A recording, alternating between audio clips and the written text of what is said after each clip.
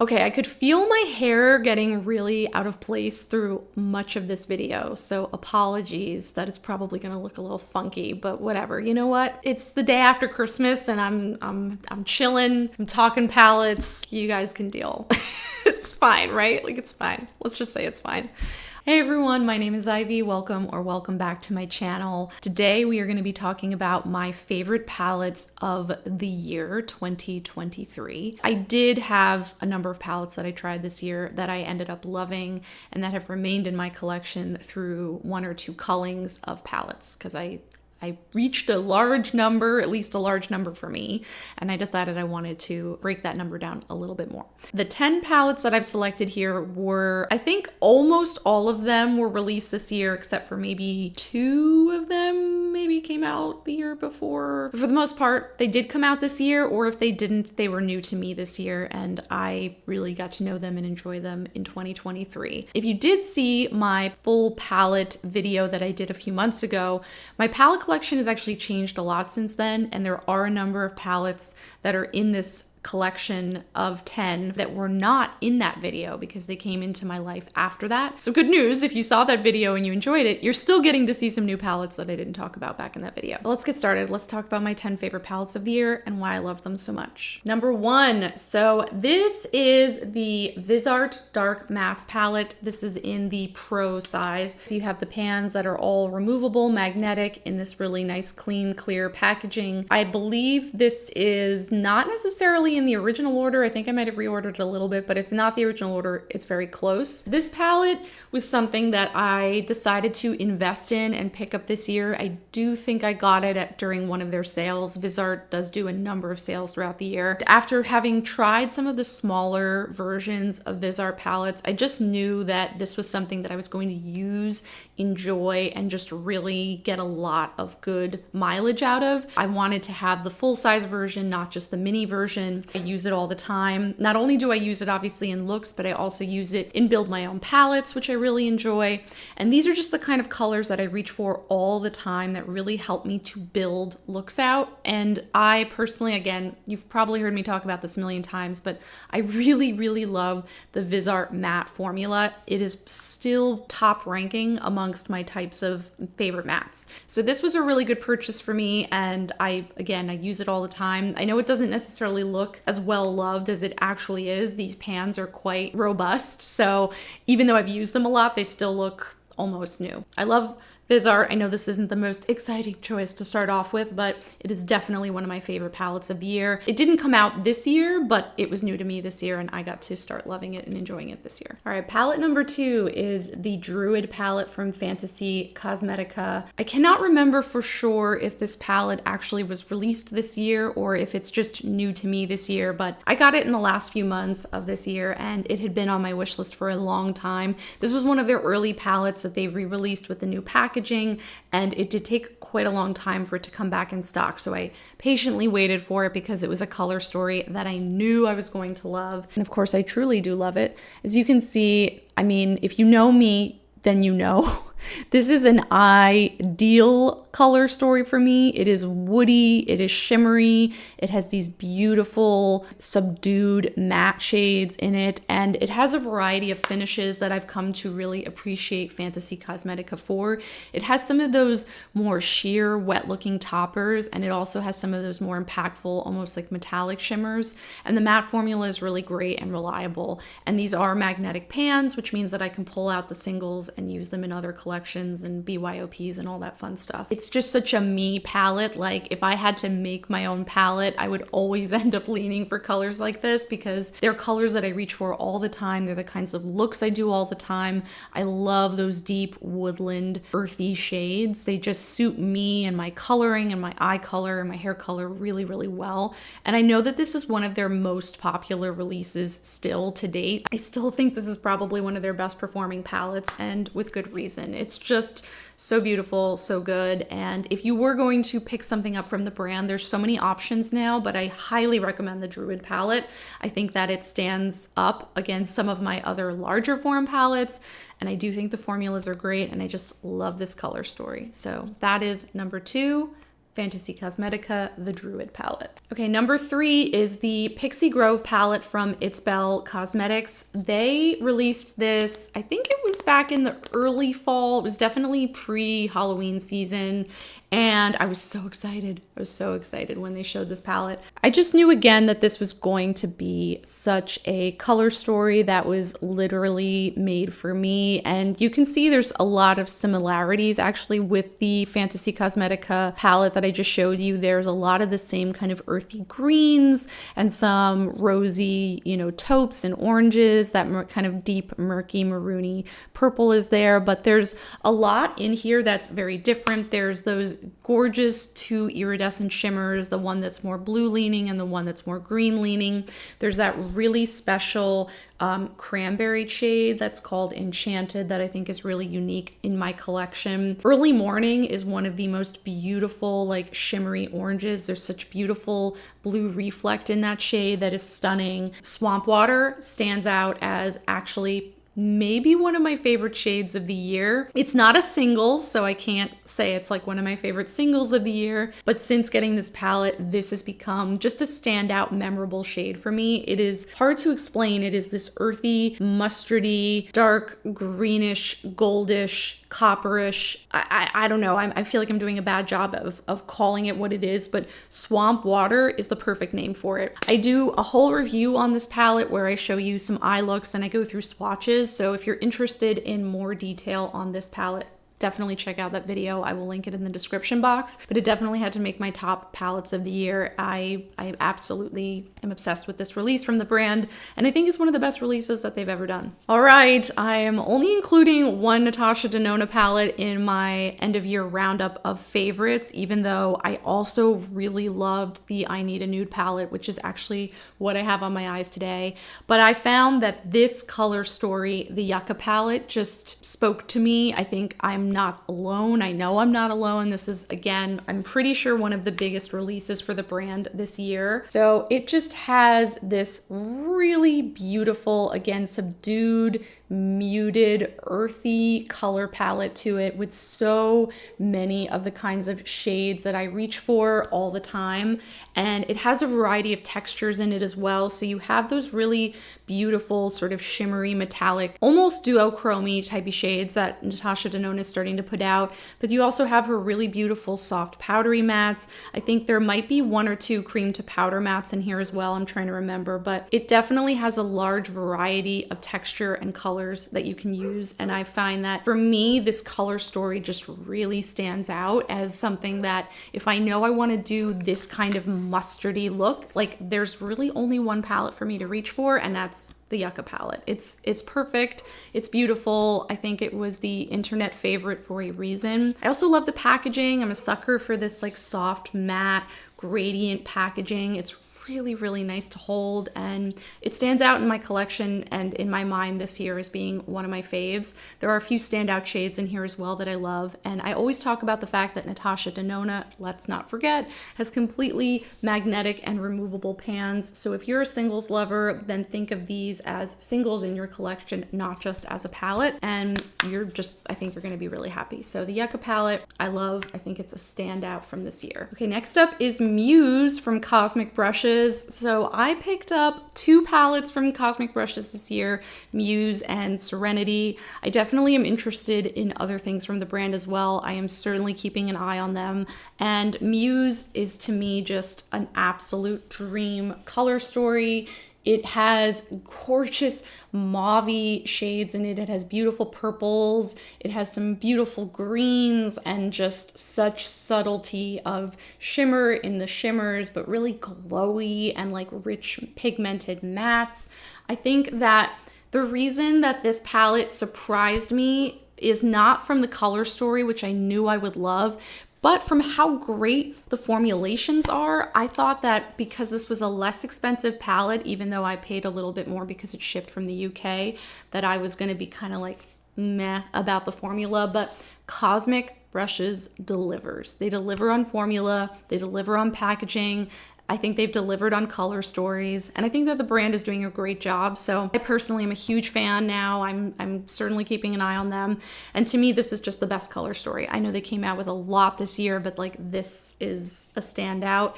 And it's, again, very me, very, very Ivy kind of color story. I think if anyone is interested in trying the brand and hasn't tried them yet, you won't be disappointed. Like, I really, really was impressed. And I think that they delivered on what is a very affordable and very beautiful large form palette. Okay, next up is this little palette. This is the Sea Talk palette from Odin's Eye in collaboration with Lauren May Beauty. I was sort of debating about whether or not to include this because honestly, it is one of my most used palettes of the year. And I found that it was the kind of palette where if I was going somewhere, it was the first palette I thought of to sort of pack with me and bring because it does have this very versatile color story. I feel like Lauren really approached this in quads so that you could think about how you could create looks with, you know, warm neutrals or cool neutrals. And she really did give you a lot of options as far as, you know, what you could do to build looks. But I also was on the fence about it because Odin's Eye is one of the brands that I have decided that, at least for now, I'm not currently supporting. And it was sort of one of my last purchases I made from the brand before I decided not to continue supporting at this time. And I also feel like I was using it a lot for a blitz of time, and then all of a sudden I sort of moved on and was starting to use other things, and this kind of fell to the back. But I really had to give it credit because I just feel like this ended up being such a surprising palette for me. I wasn't expecting to love it as much as I did. I wasn't expecting to love the looks that I was able to do with it as much as I did, and it has some really standout shades to me. I think that actually Night Swim, this navy blue, is particularly memorable for me. I started pairing it with a lot of warm tones and finding that I loved the looks I was doing. I also love Ocean Jewel, which is this like shimmery duochrome blue. This mermaid scale color green that has all of this like kind of rainbow glitter in it is really beautiful.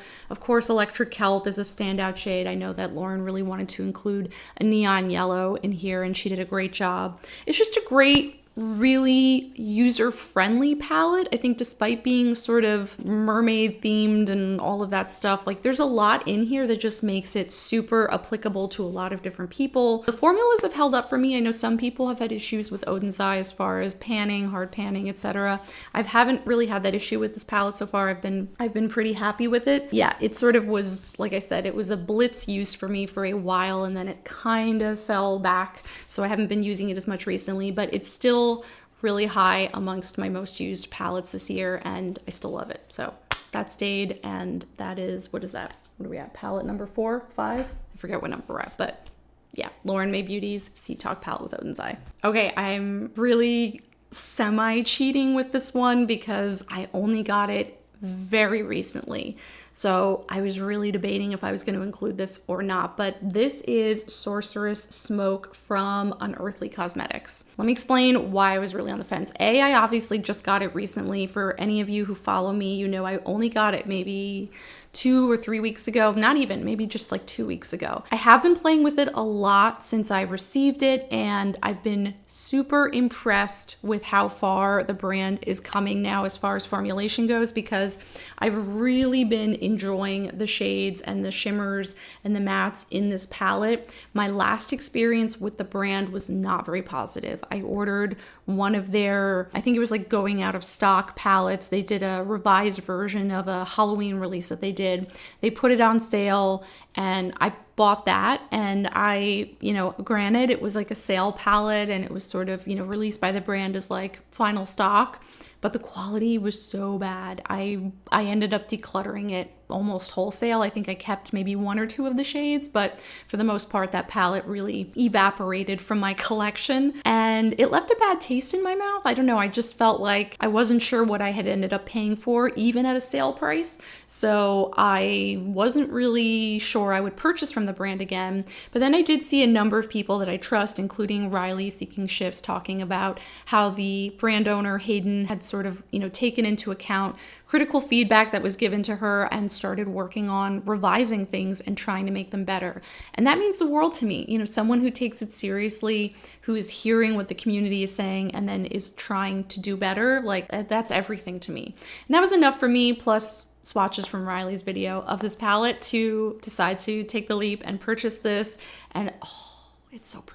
It's so pretty. I'm going to show you, of course, the close-up. So yes, this palette is stunning. It really does deliver on some spectacular shimmers, and I love the color palette here. I think that it is, again, no surprise that this kind of color palette would appeal to me. It has those same kind of earthy, subdued shades, and it's paired with some, like I said, truly remarkable shimmers. They're just really beautiful and fun to play with. You can get a very wet looking effect, but you can also get a very pigmented, high shine shimmer effect. And I know I'm cheating a little bit by including this because I haven't had it for very long, but I had to include it. I had to include it because I really think I'm just proud of the brand for taking such strides, and I'm proud of them for coming out with something that ended up being one of my favorites of the year, even though I've only had it for a couple weeks. So sue me for including it, but I had to. Okay, so for those of you who follow me on Instagram, plug, you should make sure that you do that.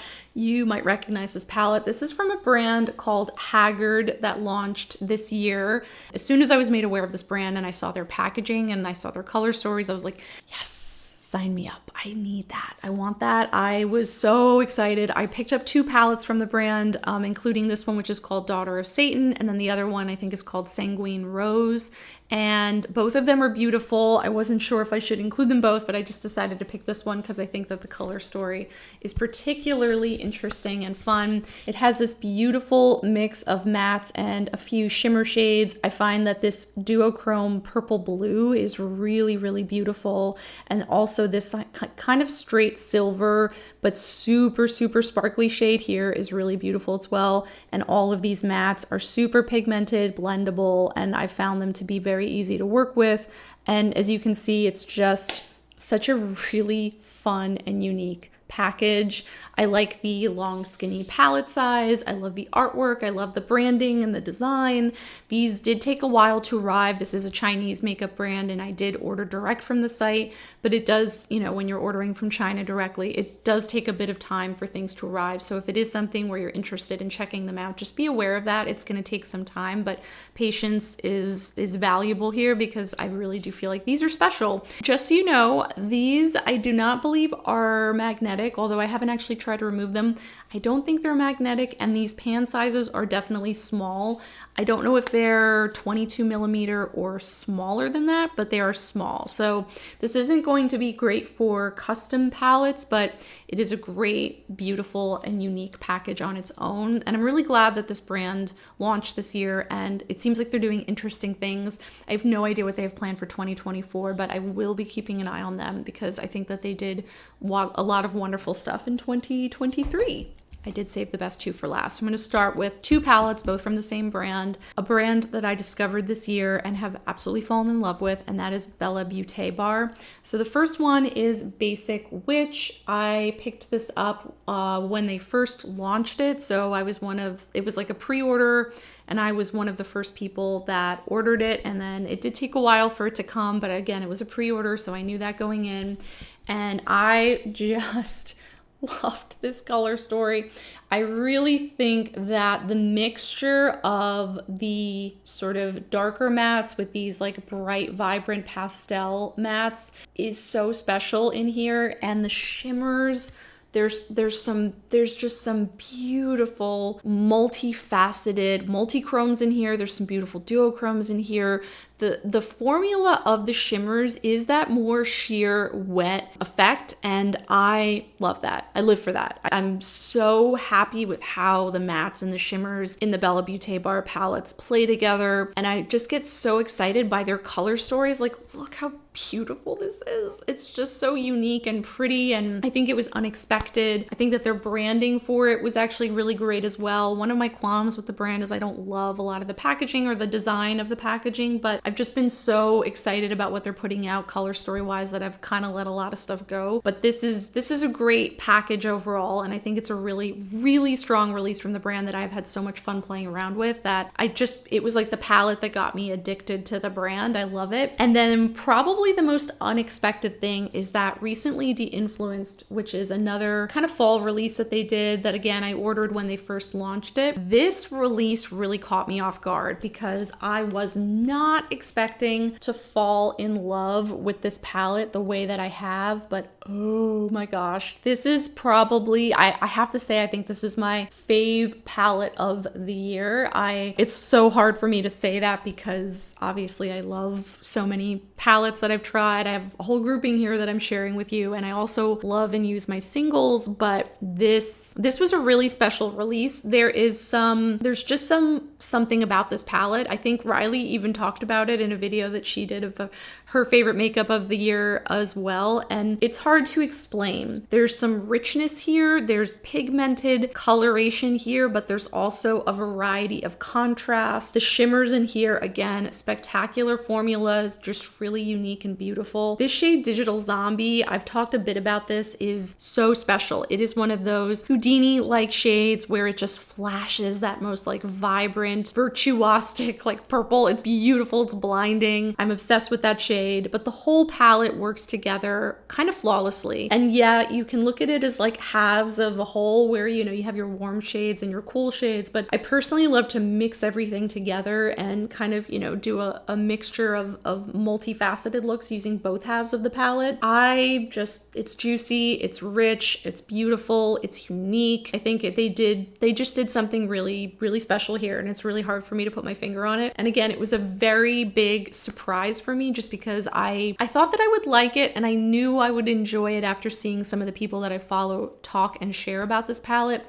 but I didn't think that I would fall in love with it the way that I did. I definitely didn't think it would be my #1 favorite palette of the year if you had asked me. So the fact that this is highest ranking is crazy. But yeah, I love this palette. These two palettes, Basic Witch and recently De-Influenced, definitely made me fall in love with the brand, and I think that they're both really special and unique. I'm so happy that I got to discover them and kind of fall in love this year. Okay, that is 10 palettes, my 10 favorite and most used palettes of the year. I do think that there were a lot of real standouts that caught my eye, that surprised me, that delivered on formula and color that I just absolutely loved, and I think it was a good year. It was a good year for palettes, in my opinion. I think there's a lot that came out that just really sunk into my brain as memorable, and there's so many individual shades within those 10 palettes that I shared that I remember and go to regularly. So I'm so excited. I cannot wait to see what 2024 has in store. I am still working on keeping my collection edited. I kind of try to do a regular culling of my palettes, specifically since it's an area where I like to try a lot of things